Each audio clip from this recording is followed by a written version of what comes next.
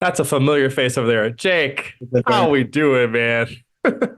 Good, good, as one can be after episode 5, right?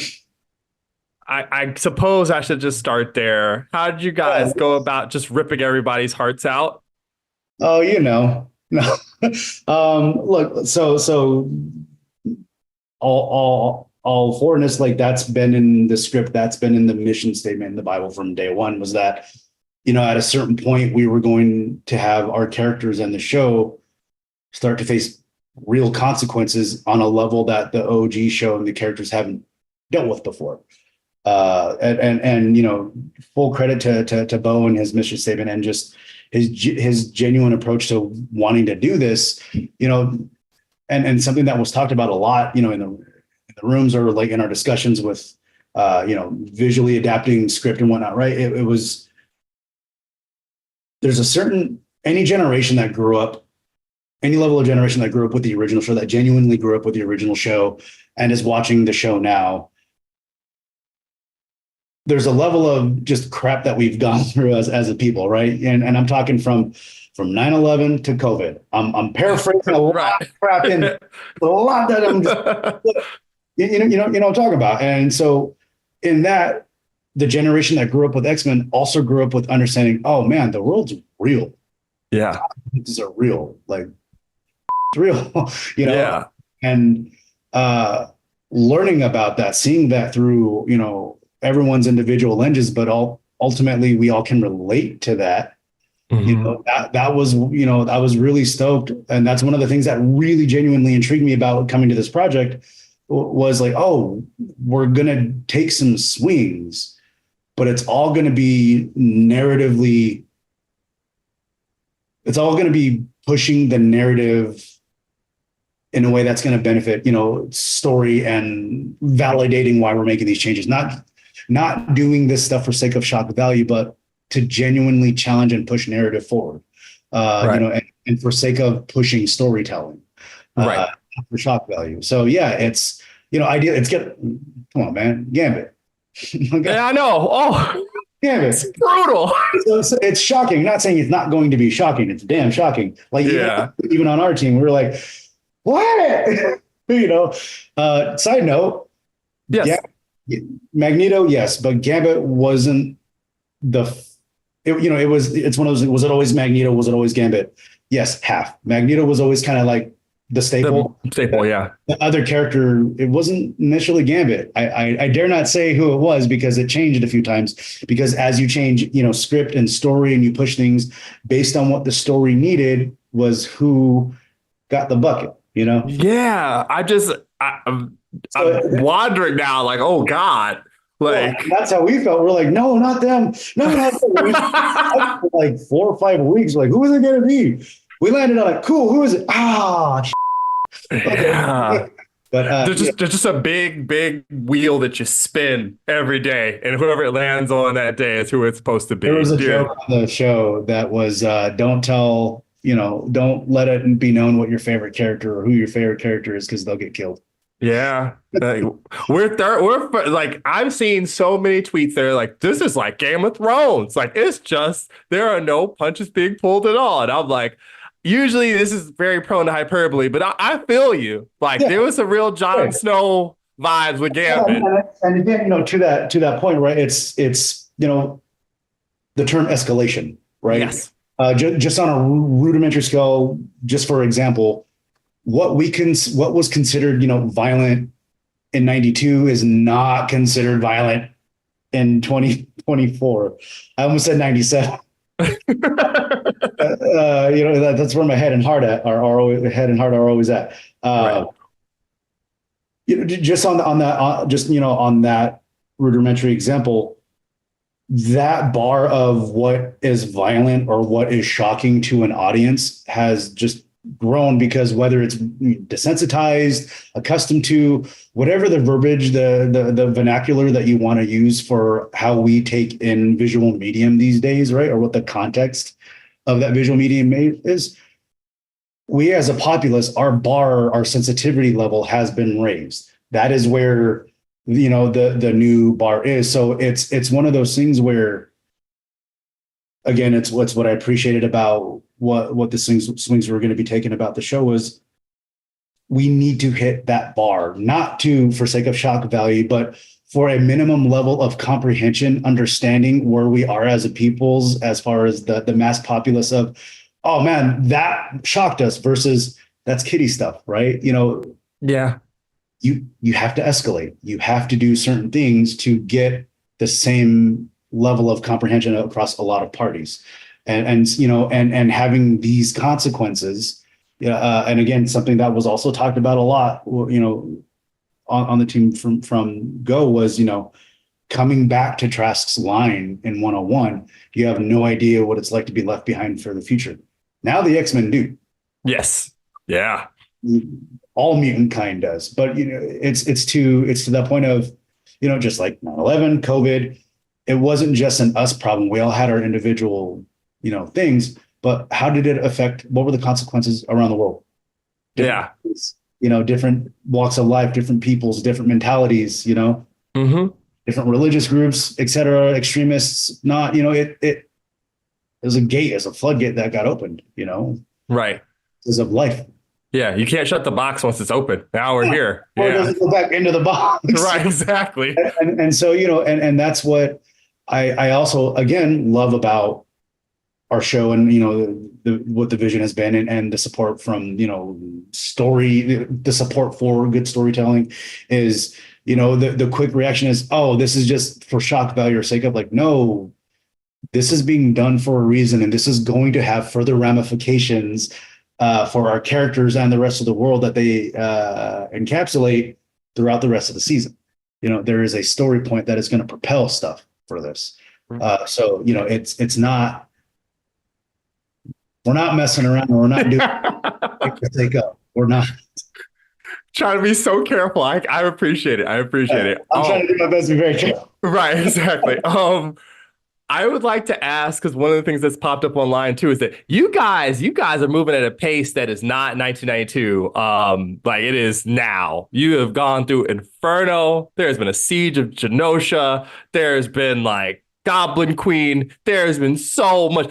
Part of Life Death has already happened. And like, one of my editors was like, this one episode would have been like an entire season of a live action MCU Marvel show on Disney Plus. And that's probably true. Can you speak to like the rapidity that it seems to be moving with, like honoring all those different things and fitting them into one episode, like little chunks? Yeah. So one, I dare, I kindly challenge something that you spoke to earlier in asking this question. The pacing is right out of the DNA from the OG show.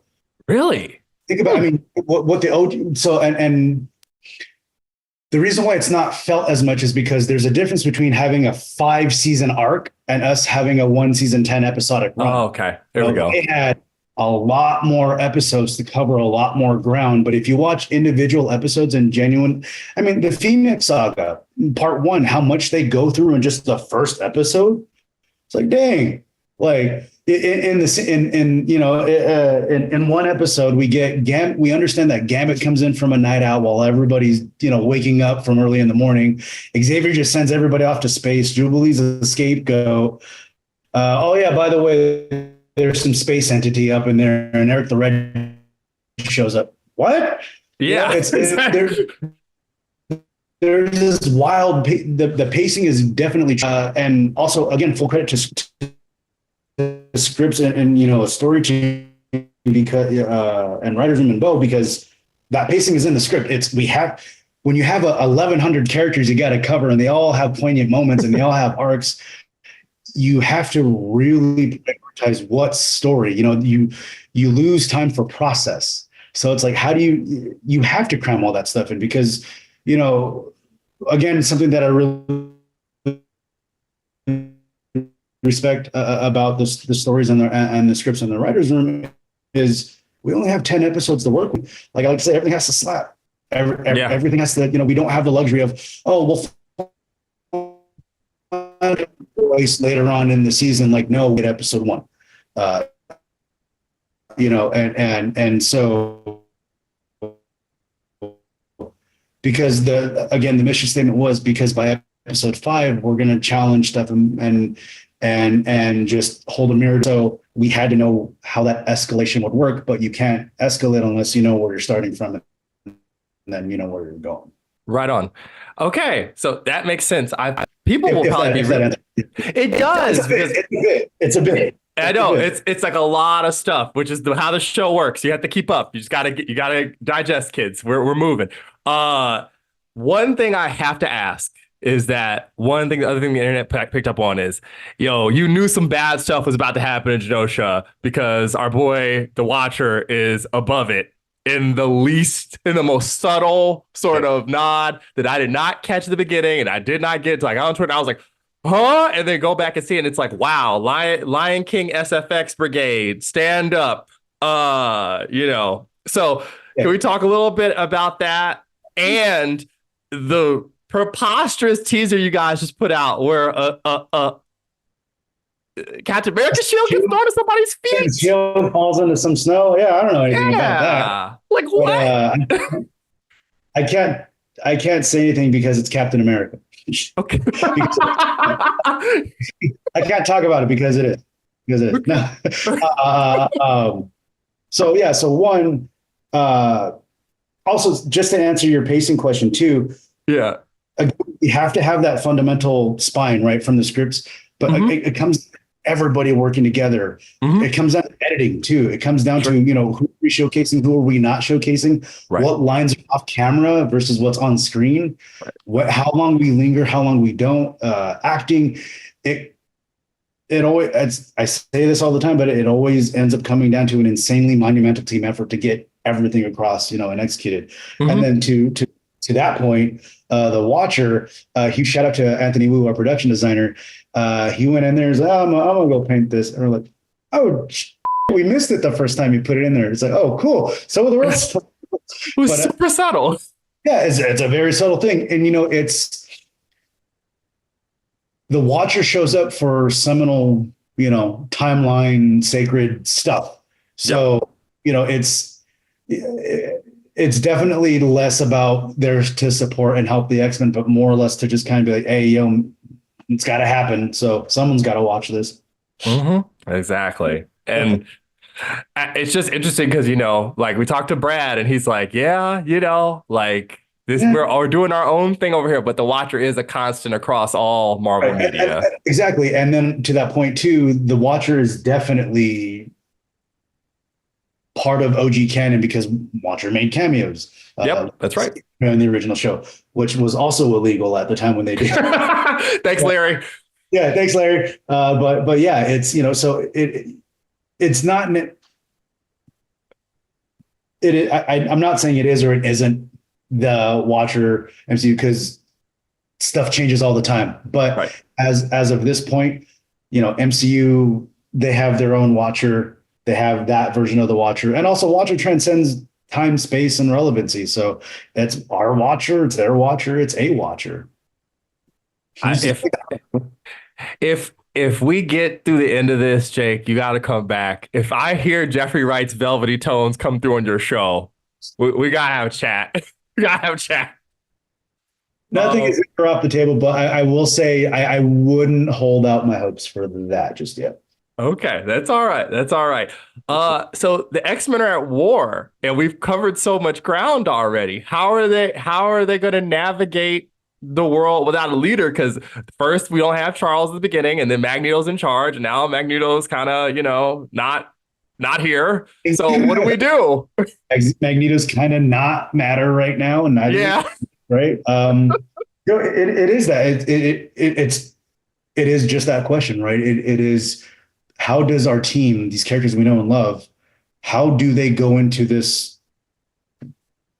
honestly, overnight new world? And what are those consequences of that? What are the ramifications worldwide of mutant and human coexistence now, right? Yeah. The thing that Charles died for, that was sacrificed for, that Magneto ended up carrying the torch only to just be crushed down in his prime, right? But that he rose to the occasion of. Right. It's exactly that. Like how do you deal with consequences that are just so big? And also, again, it's about speaking of consequences. What are those ramifications? What are those echo effects? How does it affect mutant human relations? What political aspects does that roll into? Different sects of thought. Pro, against, extremists, neutral people. Like, not even getting into the team aspects of it all.